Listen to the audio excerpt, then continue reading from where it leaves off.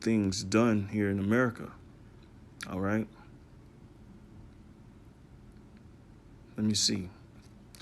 I'm going to start at Isaiah 14 and 4. It says that thou shalt take up this proverb. Hold on. Isaiah 14:3. And it shall come to pass in that day that the Lord Yahweh shall give thee rest from thy sorrows and from thy fear and from the hard bondage wherein thou was made to serve.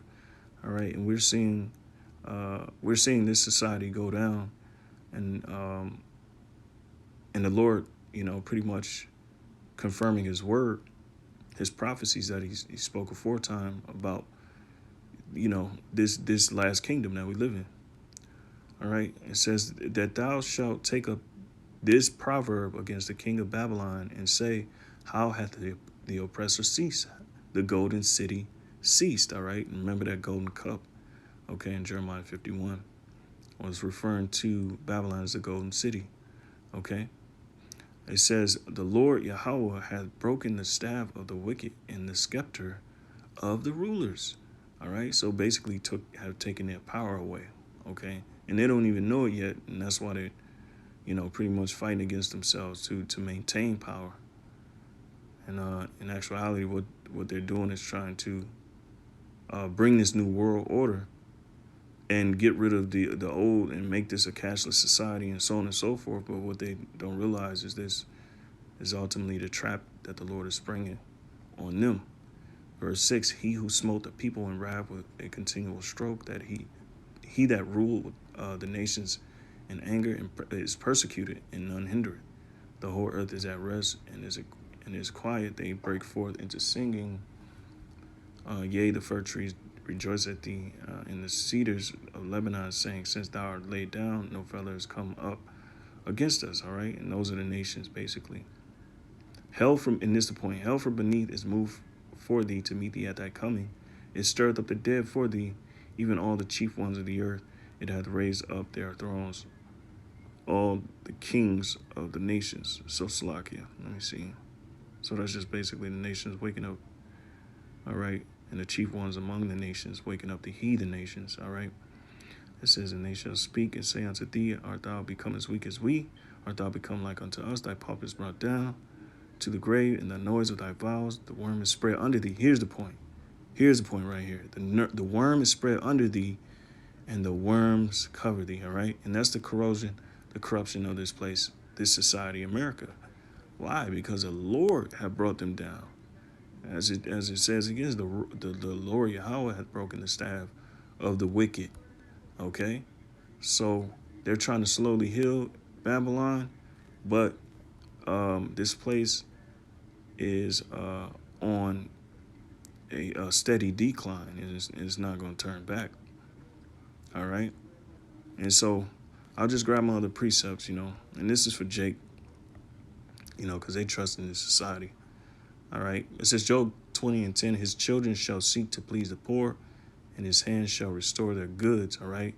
And this is nothing but a mischievous endeavor of Esau. He's going to try to restore the goods by what? Try to maintain you, try to give you that stimulus package so you won't riot, and ultimately it's going to lead to, the digital currency, because through the grand scheme of all this, what's all going down, the financial system, they're crashing it, and they're going to introduce a new system. All right. And it's going to be a digital-based currency, period, point blank. And ultimately, when things start to subside more and things start to get more extreme, you're going to be penalized if you're not following what they're trying to do, Sirach 12:10. All right. And this is for you Jakes, right? Because this society is collapsing. And, Lord willing is edifying. Lord willing, I'm answering the question.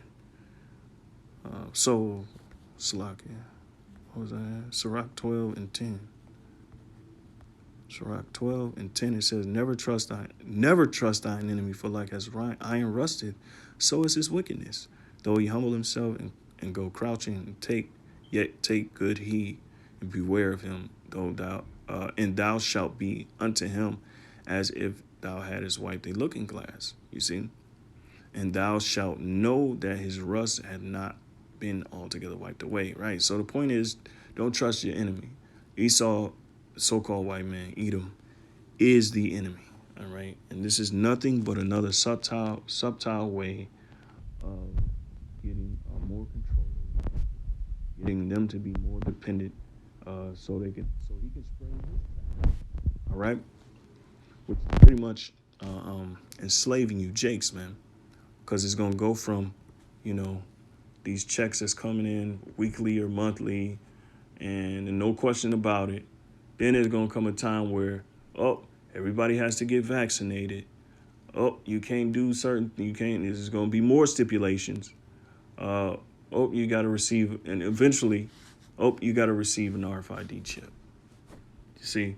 And if you don't receive this, we're going to cut your benefits off. Period, point blank. And that's how they're going to run this thing. And that's just my opinion. I might be wrong. But, you know, correct me if I am, you know. So, Sirach 21, Salakia 21 and 4, you know. And it's just alluding to Esau's system. And this is my last precept. All right. Sirach, or Ecclesiasticus chapter 21, verse 2. It says, flee from sin as from the face of a serpent. All right. Because, this place, all it does is represent sin. It represents wickedness. All right. So flee from the face, like you free from sin, like you free from the face of a serpent. For if thou comest too near it, it will bite thee. All right. So, and we know who the serpent is, Esau. Okay, Esau, because he's cunning, he's subtle, he's very wise in his deception. You know, it says the teeth thereof are as the teeth of a lion, slaying the souls of men. All iniquity is as a two-edged sword. Here's the point: the wounds whereof cannot be healed. And that just goes back to Jeremiah 51 and 8 or 7. If so, may she be healed. She can't be healed, because all iniquity is a two-edged sword. And a two-edged sword, you swing it, you bound to get cut when it comes back, if you don't know how to control it. All right. And that's how the system was, okay? Because their sins was like a two-edged sword, all right? Eventually, and this is just a cause and effect of the wickedness that they have been spreading. You know, you can't put your foot on people's necks, and you can't commit iniquity in the earth and wickedness against people, your neighbors, without the universe having to say something about it. And it's just that universal, I don't want to say code, but that universal way of how things work. You know, as the scriptures say, the Lord is not mocked. You know, that which a man soweth, that shall he also reap. You know, it says, verse 4, and I'm gonna cut it right here. It says, to terrify and do wrong will waste riches. Okay, and that's basically what Esau has done. Thus the house of the proud men shall be made desolate. All right. And guess why? Why? Verse 5 is going to explain it. A prayer out of a poor man's mouth reacheth to the ears of the Most High, and his judgment cometh speedily. All right. And that's what's coming, because that poor man's mouth is us Israelites. Okay. Revelations 2 and 9. For I know that poverty, but thou art rich. Okay. Rich in what? Wisdom. Rich in spirit, man, because we have that, the spirit of Yahweh Shemi Shai. Okay. And so, yeah, I'm going to cut it right there. Lord willing, this was edifying, and that's just my spiel on a universal basic income. So, shalom. Oh, of course, we can't go without reading Revelations, right? We can't read it enough. I'm telling you, can't read it enough, because Esau, the way they gonna come in, it's gonna be like, if you don't truly understand or truly know how important it is to understand what the mark of the beast is. It's going, with all the information that's out there, it's still going to catch a lot of people off by surprise. And that's it's messed up, but that's the truth. All right, and that's how this thing is set up. Revelation 13 and 16, and he calls it all, both small and great, rich and poor, free and bond, to receive a mark in their right hand or in their foreheads. Now, it's ironic. It's a universal basic income, which ultimately will lead to this RFID chip.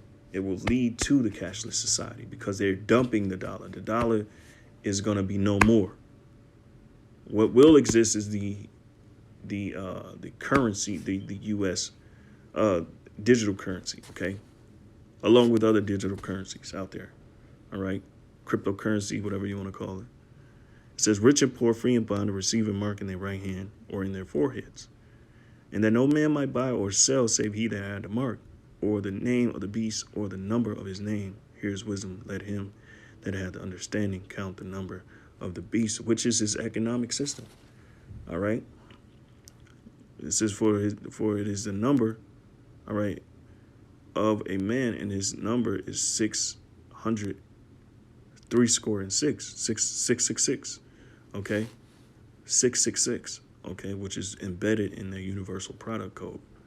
All right, the code itself, that number is embedded in it. So, and they reveal who they are. So, hey, shalom. Lord willing, this is edifying. Shalom.